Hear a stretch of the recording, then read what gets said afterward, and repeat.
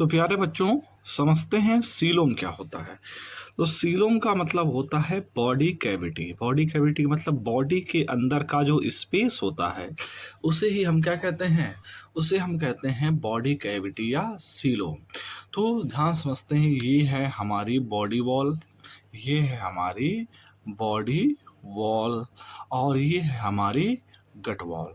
और ये body wall और गट वॉल के बीच का जो स्पेस है, इस स्पेस को ही हम क्या कर रहे हैं, सीलोम।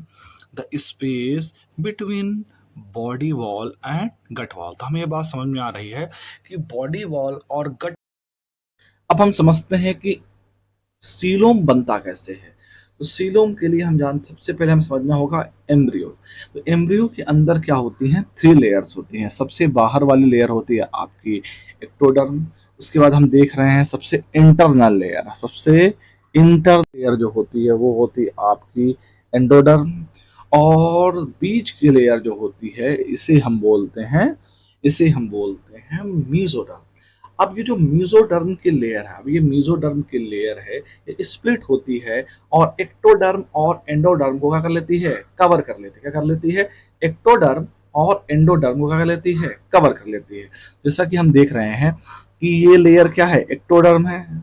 तो मीजोडर्म क्या करती है, इंटरनली, मीजोडर्म इंटरनली एक्टोडर्म को क्या कर लेती है, कवर कर लेती है।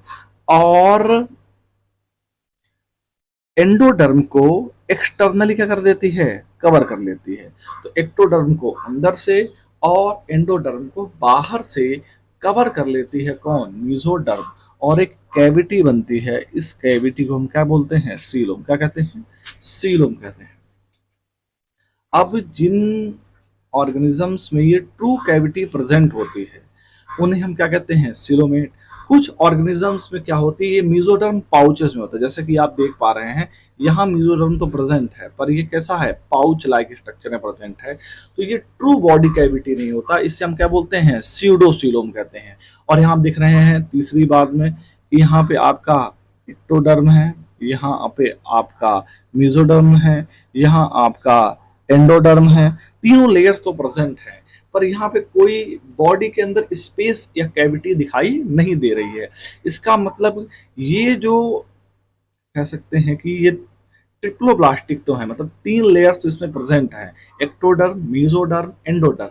पर इसमें बॉडी कैविटी नहीं प्रेजेंट है, इसलिए ये क्या है, ए सिलोमेट। तो पहला डायग्राम आपको दिखा रहा है, पहला डायग्राम आपको शो कर रहा है, पहला डायग्राम आपको शो कर रहा है सीलोमेट, दूसरा डायग्राम शो कर रहा है स्यूडोसिलोमेट और तीसरा डायग्राम शो कर रहा है ए सिलोमेट। समझते, animal possessing coelom are called coelom. तो एनिमल जिनमें ये सीलोम होता है उन्हें हम क्या कहते हैं, सीलोमेट्स कहते हैं। और सिलोमेट्स कौन से हैं, एनलिडा, मोलस्का, आर्थ्रोपोडा, इकाइनोडर्मेटा और हेमिकॉर्डेटा एंड कॉर्डेटा। इनमें ट्रू बॉडी कैविटी प्रेजेंट होती है। If body cavity are not lined by mesoderm, अगर बॉडी कैविटी मेसोडर्म से लाइन नहीं होती है, पाउच के फॉर्म में होती है, तो पहले आपको बताया गया है, उसे हम क्या कहते हैं, स्यूडोसीलोम कहते हैं। तो और एनिमल जिनमें स्यूडोसीलोम होता है उन्हें स्यूडोसीलोमेट्स कहते हैं। और इसका अच्छा एग्जाम्पल है आपका एस्कल हेलमेंस, और ये ओनली एग्जाम्पल है।